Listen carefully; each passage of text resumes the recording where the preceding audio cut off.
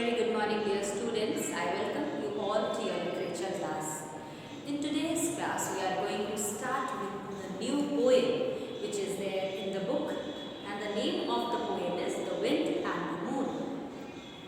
Children, when we will begin with this poem, what we are going to see in it, that the summary, I must say, or the moral what you will grasp from this poem is that being arrogant will not help anybody of us.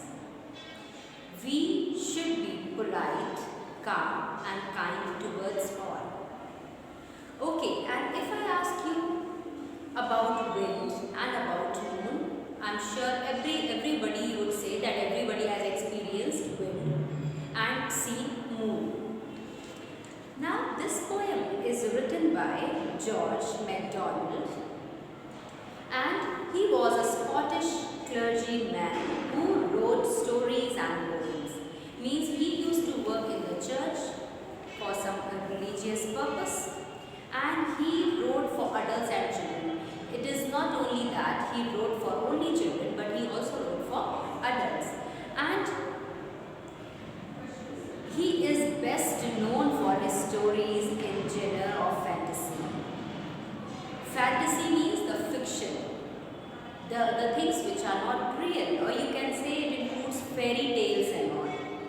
And his very good friend was Lewis Carroll, who was also a poet.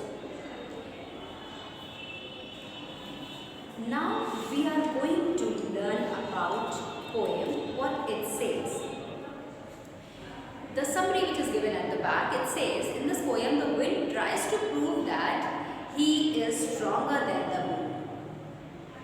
By doing certain action, wind will show that he is better than or more powerful than moon, and believes that he has the power to blow her out of the sky.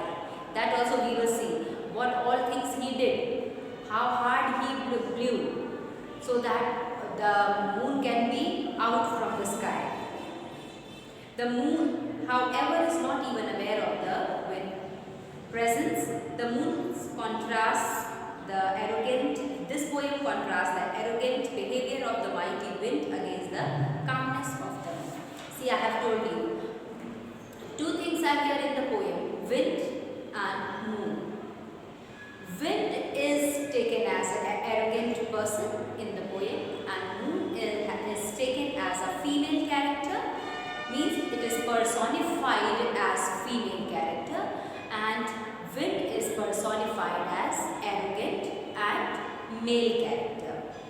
As I have told you, he was arrogant, and by this you can make out that moon is very calm. Even moon is not knowing about the, you can say, what is going on in the mind of wind, why he is doing so. Nothing it knows about, moon knows about it. So let's begin the reading of the poem. Said the wind to the moon, I will blow you out, you stare in the air, like a ghost in a chair, always looking what I am about. I hate to be watched. I blow you out. Here in the first para it says that wind says to the moon, now conversation is there.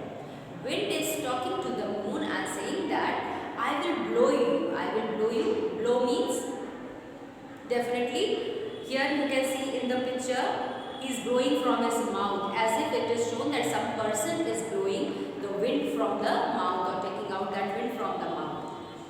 And it says that by my blow you are going to be removed, you are going to be out from the sky, because the reason for my blowing is why I am annoyed, why I am not happy with you, and the thing is that you stare at me, is all the time you keep a watch what I am doing, wherever I would be, but there I cannot skip myself anywhere, I cannot hide myself anywhere, because you are always there to watch me, my work, my actions. In the air, like a ghost in a chair, and I feel that you are watching me like a ghost sitting on the chair, watches each and everything thing from the top. Same way you are watching me from that distance, always looking what I am doing. Now see, it says whatever I am doing, you are always there to watch me, to look at me, and this thing annoys me, Lord. This thing disturbs me, Lord, and I hate to be watched. I hate, here the word is used, hate means something which is really disliked by wind. I'll blow you out, and he determines and says that really definitely I am going to blow you out because you are not, means I am not happy with your actions. Second para says, the wind blew hard and out went the moon, so deep on a heap of clouds to sleep. Down lay the wind and slumbered soon, muttering low, I have done for that moon. He turned in his bed, she was there again, on high in the sky, with her one ghost eye. The moon shone white and alive and plain. Said the wind, I'll blow you out again. Now in these paragraphs we have seen that wind blew hard. Now wind started blowing hard. Here the wind started blowing hard, and because of which, and out went the moon. Because of which, what was the outcome of that? That the moon was out from the sky, was not at all seen on the sky. So deep on a heap, and went away somewhere, where on a heap. On a heap means on collection of many clouds together. We have seen clouds and all, of clouds not listening. Now when we have many clouds together, you can say on a heap you can use for this. So in that heap of the clouds, it went somewhere to sleep. Down lay the wind, and wind also went off to sleep somewhere and slumbered soon, and slept soundly. It slept. Why it slept soundly? Why wind is very happy and calm and quiet now? Earlier it was angry, but now why it is so happy? It is because he has thought that I have blown and removed the moon from the sky. This made him happy, and because of which he is he is peacefully sleeping. Muttering low. Muttering means to utter words in a low tone. To speak something in a very low tone. I have done for that moon means I have done whatever I wanted to do. The meaning is given. Let's see. I made sure that moon has gone. And he says that yes, now I am very sure whatever action I have done, that was perfect for the moon to go away, and I am sure that would work for me. He turned in his bed, and as soon as while sleeping he turned in the moon, he was muttering all these things, and when he turned in his bed, what did he see? She was there again. Who is she here? Moon. Moon was there again. Again it was out. Wind was thinking that because of my blow, my hard blow, now the moon has gone. But again he can see that moon has come back. And where it is, on high in the sky, and quite high, it looked quite high that the moon is there, with her own ghost, with her one ghost eye. He says, oh God, it is again there with again one ghost eye. What he thought, she looks at the fellow in that way. The moon shone white and alive and plain. He says, oh, it is looking so white. The look of the moon was so good. Why it is written it looked white? Because at night time when you watch moon, it looks really white or silvery, you can say. Glittery, you can say, which looks very beautiful. And alive means full of life. And plain. Look very pretty and beautiful. Said the wind, I will blow you out again. Now wind says in anger.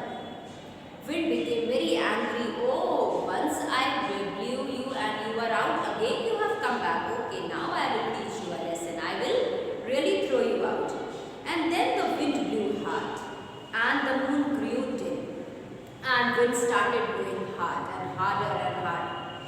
Now, after blowing so hard, what did he see? He see that the moon grew dim. Dim means as if it is the light and the rays which were coming from it, that glittering thing which was there, it is fading. sledge and my wedge. I have knocked off her edge. Now this expression sledge and wedge is used for tools, okay? Especially long handle hammer. It can be one of the example of sledge, and wedge is some sort of simple machine used for the slitting and all, slitting of the things. We also have a meaning at the back of the poem we are going to see. The meaning is a triangular tool made of metal, wood or rubber used to break something. I have told you it is a sort of metal or a machine, and he says that I have used everything. It is not that it is having some sort of tools for doing this, but he says I have used everything, as much as power I had, all that power I had in me, I have used everything and I have knocked off her edge. Means, the meaning is here, took away any advantage she had over the wind. And it says, now earlier she would be, the moon would be thinking that she is very powerful, very good, very beautiful, all that whatever she was thinking about her. Now I have knocked her down, means I have, I had a victory on her. I have succeeded in removing it. It means now I am powerful than the moon. And it says, if only I blow right, fierce and grim, the creature will soon be dimmer than dim. And it says, if only I blow, if I will keep on blowing it severely and seriously, grim means seriously, I feel. If I will constantly blow in this manner, definitely I will succeed in removing very soon this creature, means this moon will be out, will become dimmer and then dim, means the light will reduce. Why it will reduce means the shape and the size will reduce, and this way certainly the point will come when surely fully I will make this moon away from her. He blew and he blew, and she thinned to a thread. He kept on blowing the wind, and the result was that after a long time the moon, she thinned to a thread. Thread you all must have seen. It is very thin. You must have seen the size of the moon. Sometimes it looks round, then it keeps on reducing day by day, and finally when you will find it as thin as a thread. It looks very beautiful. If you observe these things, children, you will feel very good. And when it had become thin like a thread, means almost about to disappear. One puff more is enough to blow her to snuff. Now it says, my one powerful snuff means, snuff is what? Exhalation of a small amount of breath through mouth. When we blow from mouth, when we blow from our mouth, when we exhale from our mouth, then we can say puff. More is enough to blow her to snuff. It says that is enough. One more time I will do it, and I am sure it has become so thin. I was blowing it all the time, and because of which it has become so thin. And now after this much, what I will do, I have to use one more time my blow, and then finally it will turn into some sort of, we will see the meaning, to blow her to powder. And it says that definitely now the existence of the moon will not be there, because now I'll be the powerful one here. Earlier moon had this thought that it is powerful than any other person. Now I'll be the one who had defeated, or who has defeated that powerful person, and now I'll be the greatest of all. One good puff more where the last was bred, and glimmer, glimmer, gloom will go the thread. And it says that glittering, that glimmer, that light will surely reduce, and finally that thread also will go the thread, and that thread, that last dot also of it will be removed, only just because nothing I am doing, just because of my puff.